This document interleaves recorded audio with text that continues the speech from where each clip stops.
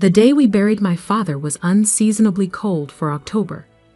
I stood at the edge of his grave, watching as mourners placed white roses on his casket, each flower a testament to the lives he touched during his 63 years. My sister Olivia clutched her husband's arm, her designer black dress and perfect makeup a stark contrast to my simple attire. Even at our father's funeral, she had to make a statement. "He should have had a will," Olivia whispered to her husband, loud enough for me to hear. "Now everything's going to be so complicated." I closed my eyes, trying to block out her voice. Trust Olivia to think about money while we were literally standing over Dad's grave. But she wasn't wrong. The lack of a will would make things messy.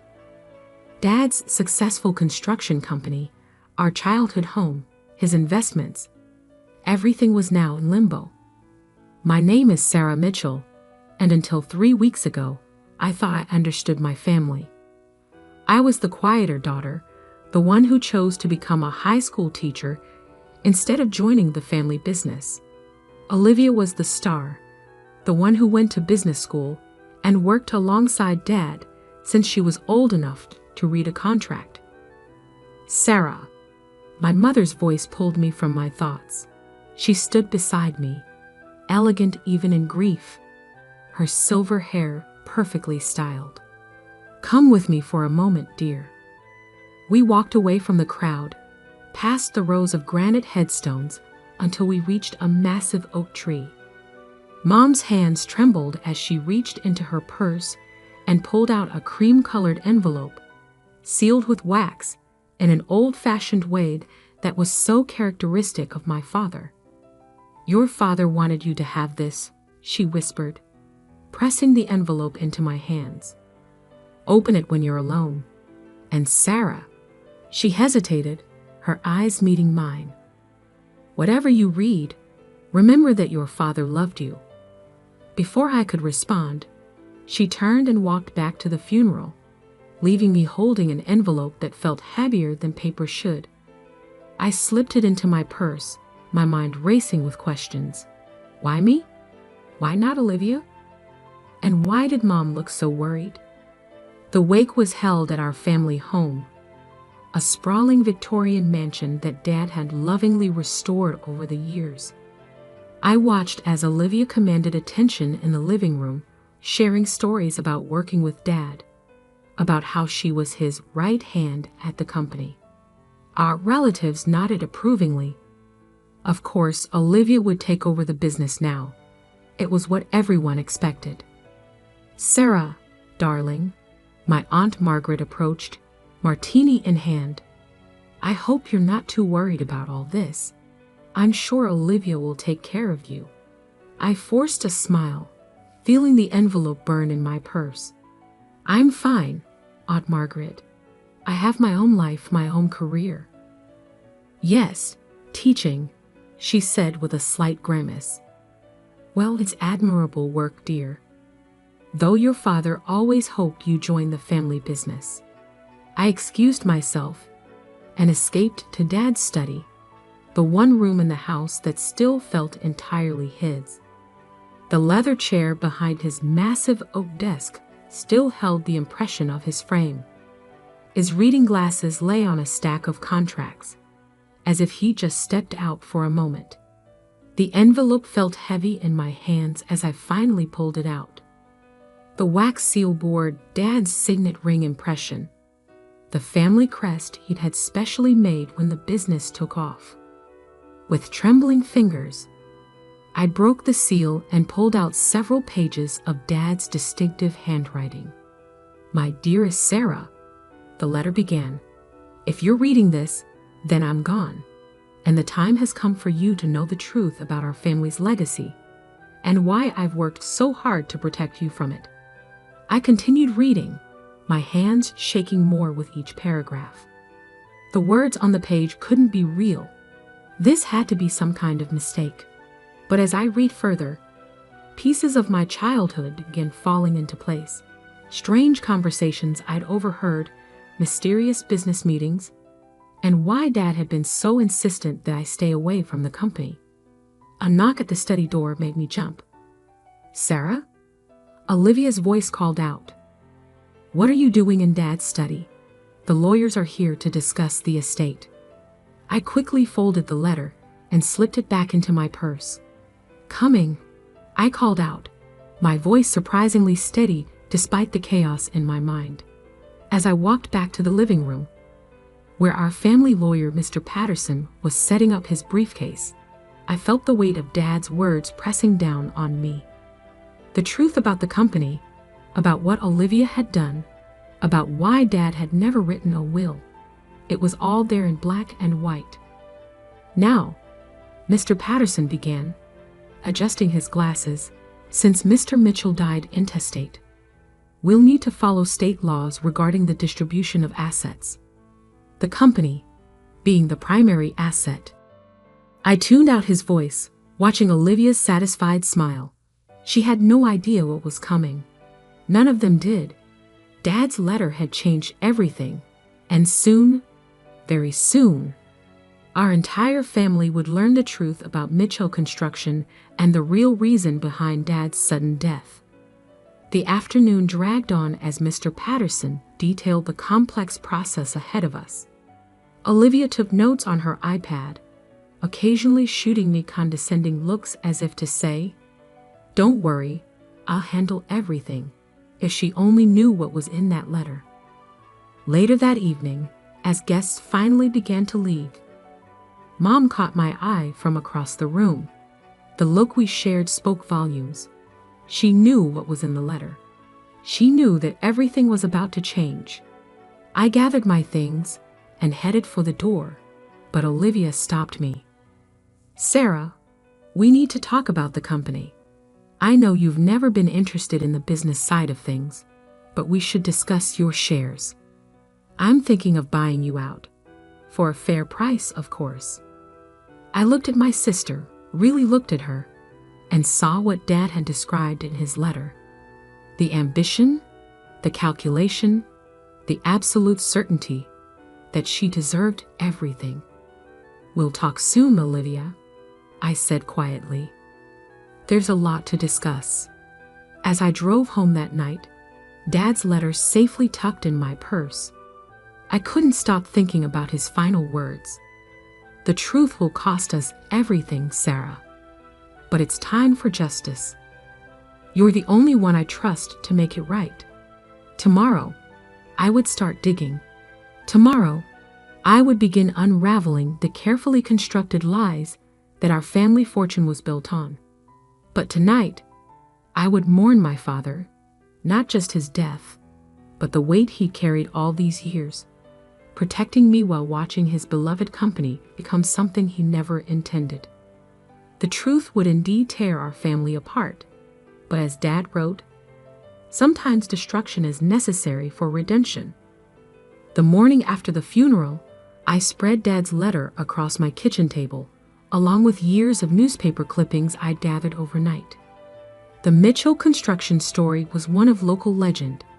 How my father built an empire from nothing, transforming a small contracting business into one of the largest development companies in the state.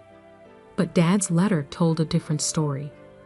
The company's success, he wrote, came at a price I never intended to pay. When the accident happened at the Riverside project in 2018, I thought it was just that, an accident. But what I discovered in Olivia's files changed everything. I pulled up the news articles about the Riverside project on my laptop. 3 workers had died when a support beam collapsed during construction of a luxury apartment complex. The official investigation ruled it an equipment failure.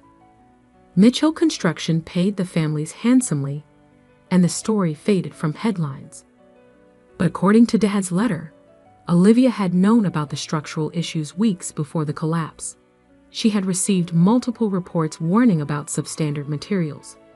But instead of halting construction, she buried the reports and pressured inspectors to sign off on the project. "The evidence is in my private safe," Dad's letter continued. "The combination is your birthday. I knew Olivia would never think to try that.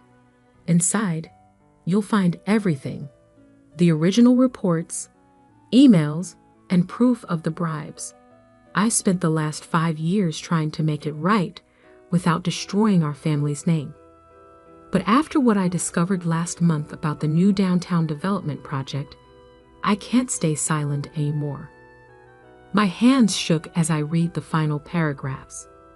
Dad had confronted Olivia just days before his heart attack. The timing couldn't be coincidental. My phone buzzed, a text from Olivia. Meeting with lawyers at 2 p.m. Don't be late like always. I stared at her message, remembering all the times she belittled me, dismissed me as the family failure, the sister who chose teaching over real success. If she only knew what Dad had entrusted me with. At 1:55 p.m., I walked into the Mitchell Construction headquarters. The 20-story building gleamed with success, our family name emblazoned across the lobby in gold letters. Employees nodded respectfully. They all knew the boss's daughters. The conference room was already full. Olivia sat at the head of the table in Dad's old seat. Mom sat quietly beside her, while various lawyers and executives filled the remaining chairs. "Sarah, how nice of you to join us," Olivia said, her tone dripping with condescension. "We've already begun discussing the transition plan." I took my seat, noting how everyone deferred to Olivia. She had spent years cultivating this image of herself as Dad's natural successor. "As I was saying," she continued, "the board has expressed full confidence in my leadership. Given Sarah's alternative career choices, we feel a clean transition would be best. We're prepared to offer a very generous buyout package." The family lawyer, Mr. Patterson, slid a document across the table. "We valued your shares at $5 million, Sarah. Very generous, considering your lack of involvement in the company." I picked up the paper, pretending to read it while my mind raced. They had no idea about the safe, about what Dad had discovered, about what I now knew. "Actually," I said quietly, "I don't think I'll be selling my shares." The room fell silent. Olivia's perfect smile flickered for just a moment. "Don't be difficult, Sarah," she said. "You've never shown any interest in construction. What could you possibly want with shares in a company you don't understand?" I met her gaze steadily. "I understand more than you think, Olivia. In fact, I'd like to schedule a full board meeting for next week. There are some matters Dad wanted discussed." "What matters?" Olivia's voice had lost its smoothness. "The Riverside project, for one," I said softly. "And maybe we should talk about those irregularities Dad found in the downtown development plans." The color drained from Olivia's face. Mom gasped quietly. The lawyers exchanged confused glances. "I don't know what you're talking about," Olivia said, but her hands were shaking as she shuffled her papers. "I think you do. And I think it's time the board knew everything. About the reports you buried, the inspectors you bribed, and exactly what happened the day Dad died." Olivia stood up so quickly her chair toppled backward. "This meeting is over. Everyone out, except my sister." As the room cleared, I could feel the tension building. Mom was the last to leave, her eyes filled with tears as she looked between her daughters. When we were alone, Olivia's mask cracked completely. "Where did you get this information?" "Dad left me a letter," I said, standing to face her. "And a safe full of evidence. Did you really think he didn't know? About Riverside? About everything?" "You're bluffing," she snarled. "Dad would never." "The safe combination is my birthday," I cut her off. "When was the last time you remembered my birthday, Olivia? When was the last time you thought about anyone but yourself?" She moved faster than I expected, grabbing my arm. "Listen to me very carefully, little sister. You have no idea what you're getting into. Take the money and walk away. This is your only warning." I pulled free from her grip. "No, Olivia. You listen. Next week, I'm going to open that safe, and everything you've built on lies is going to come crashing down." I walked out of the conference room, my heart pounding but my steps steady. In my purse, my phone was already recording, capturing every word of Olivia's threat. Dad had taught me well. Always keep evidence. That night, as I sat in my apartment reviewing more of Dad's documents, my phone rang. An unlisted number. "Ms. Mitchell?" a man's voice asked. "My name is James Torres. I was the site supervisor at Riverside before your sister fired me. I heard about your father's death. And there's something you need to know." I grabbed a pen, my hand trembling slightly. "I'm listening, Mr. Torres." "The day before your father died, he came to see me. He said he was gathering evidence, that he was going to make things right. He asked me to testify if it came to that." I closed my eyes, fighting back tears. "And would you? Would you testify?" There was a long pause. "Yes, your father was a good man. What happened to him, it wasn't right." After I hung up, I sat in the darkness of my apartment, thinking about the path ahead. Dad's letter had unleashed a storm that would destroy everything: our family's reputation, the company he built, perhaps even our freedom. But as I looked at the photo of him on my desk, his kind eyes smiling at me, I knew I had to finish what he'd started. 3 families had lost loved ones at Riverside. How many more lives would be lost if Olivia's corruption continued? Tomorrow, I would visit the safe. Tomorrow, I would begin gathering allies. And soon, very soon, the truth about Mitchell Construction would finally come to light. The downtown offices were nearly empty when I arrived at 6 a.m. Only the cleaning staff and a few early bird employees roamed the halls. I took the executive elevator to Dad's private office on the top floor, my heart pounding with each ascending floor. The office remained untouched since his death. Family photos lined the walls, mostly of Olivia at company events, receiving awards, standing proudly beside Dad at groundbreaking ceremonies. Only one small frame held my college graduation photo, tucked away in a corner. The safe was hidden behind a large oil painting of the company's first building project. My hands trembled as I entered my birthday. 0 to 31 to 58 to 9. The mechanism clicked, and the heavy door swung open. Inside, organized with Dad's characteristic precision, lay folders upon folders of evidence, each one carefully labeled, dated, and annotated. But what caught my eye was a USB drive taped to the inside of the door with a note: "Security footage, my office, September 15th, 3 days before his death." I pulled out my laptop and plugged in the drive. The video showed Dad's office, this very room, from the security camera in the corner. Dad sat at his desk, looking tired but determined. Olivia stormed in, her face twisted with anger. The audio was crystal clear.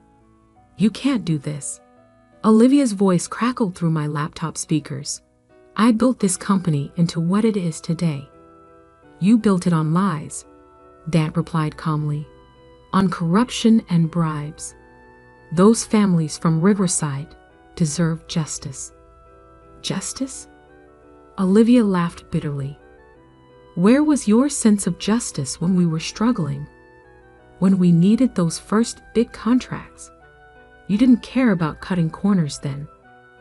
"I was wrong." Dad's voice was heavy with regret. "But this ends now. Tomorrow, I'm going to the board with everything." Olivia's next words chilled me to the bone. "No, you won't." You're going to take your heart medication and go home. And if you ever threaten this company again, remember, accidents happen in construction all the time." The video ended. I sat in Dad's chair, tears streaming down my face. It wasn't just corruption anymore. This was murder. My phone buzzed. A text from an unknown number. "Parking garage. Level B2. 10 minutes. Come alone." Everything in me screamed that this was a trap, but I had to know. I copied the USB drive, slipped one copy into my purse, and hid the other in a place Olivia would never look, inside the frame of my graduation photo. The parking garage was dimly lit and eerily quiet. A figure emerged from behind a concrete pillar. "Mom, I've been watching the security feeds," she said quietly. "I knew you'd come to the safe eventually." "Did you know?" I asked, my voice breaking. "About Olivia? About what she did to Dad?" Mom's face crumpled. "I suspected.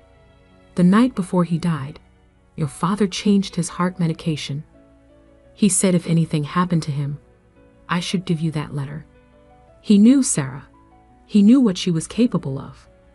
Before I could respond, elevator doors dinged. Olivia's voice echoed through the garage. "Well, isn't this cozy?" A secret mother-daughter chat. She wasn't alone. 2 large men in suits flanked her, their intentions clear in their stance. "I warned you to take the money," Olivia said, stepping closer. "Now you forced my hand. Like you forced Dad's hand." I shot back. "What did you do, Olivia? Switch his medication? Make it look like a heart attack?" Her smile was cold. "Prove it." "Oh, I can," I replied, matching her tone. "The evidence is already with the FBI. Dad's files, the video from your confrontation, everything. Did you really think I'd come here without insurance?" The color drained from Olivia's face. "You're bluffing." "Am I? Check your phone." On cue, her phone buzzed. Mine too. Breaking news alerts flashed across our screens. MITCHEL construction under federal investigation. FBI raise ARTEs. "You didn't," Olivia whispered. "I did. An hour ago, I met with federal agents. They're upstairs right now, seizing every computer, every file. It's over, Olivia." The sound of sirens filled the garage. Olivia's hired muscle melted away into the shadows. She turned to run, but Mom's voice stopped her. "Enough. My husband is dead because of you. 3 families lost their loved ones because of your greed. Face what you've done, Olivia." Federal agents swarmed the garage, led by Agent Sarah Torres, James Torres's daughter. Poetic justice, I thought, watching them handcuff my sister. "Sarah Mitchell?" Agent Torres approached me. "We found additional evidence in the office. Your father, he left a recorded confession about everything. He was building a case against the company, against your sister. He was trying to make it right." I nodded, tears flowing freely now. That's all he ever wanted, to make things right. The next few weeks passed in a blur of headlines. MITCHEL construction CEO, RRESTE, FORFRAUD, and MURDR, RIVERSIDE, KRAGDU. The 2 Ruvi revealed. MITCHEL fam Alui empire crumbles. ANISVADAL. The company was dissolved, its assets seized. The families of the Riverside victims finally received justice and the truth about what happened to their loved ones. Mom and I moved away from the city, away from the whispers, and pointed fingers. We bought a small house near my school, where I continued teaching. Sometimes, healing comes in the simplest forms. A year later, I visited Dad's grave alone. The family name had been tarnished, our fortune lost, but something more valuable had been saved: the truth. I placed a single rose on his headstone and whispered, "I did it, Dad. I made it right." As I walked away, I thought about that letter that had started everything. Dad knew that giving me that letter would destroy the company he built, tear apart our family, and expose decades of secrets. But he also knew that sometimes the cost of truth is worth paying. The Mitchell name no longer stood for power and success. Instead, it became a cautionary tale about greed, corruption, and the price of silence. But for me, it was simply the end of one chapter and the beginning of another. In my classroom, I teach my students about integrity, about standing up for what's right even when it costs you everything. I tell them that true legacy isn't measured in dollars or buildings, but in the choices we make and the truths we're willing to face. Olivia sits in prison now, serving a life sentence for Dad's murder and the Riverside deaths. Mom visits her sometimes. I don't. Some betrayals can never be forgiven. The last time I saw her, during the trial, she asked me why. Why Dad had trusted me with everything instead of her. Because, I told her, he knew I would choose justice over power. Something you never understood. Now, years later, when people ask about the Mitchell construction scandal, I tell them the real story. Not about the money or the corruption, but about a father's final act of courage, entrusting his quiet daughter with the truth that would both destroy and redeem his legacy. Sometimes the most devastating secrets come in simple cream-colored envelopes, sealed with wax and love. And sometimes the strength to face those secrets comes from the most unexpected places, like a teacher who chose truth over fortune, justice over power, and peace over empire.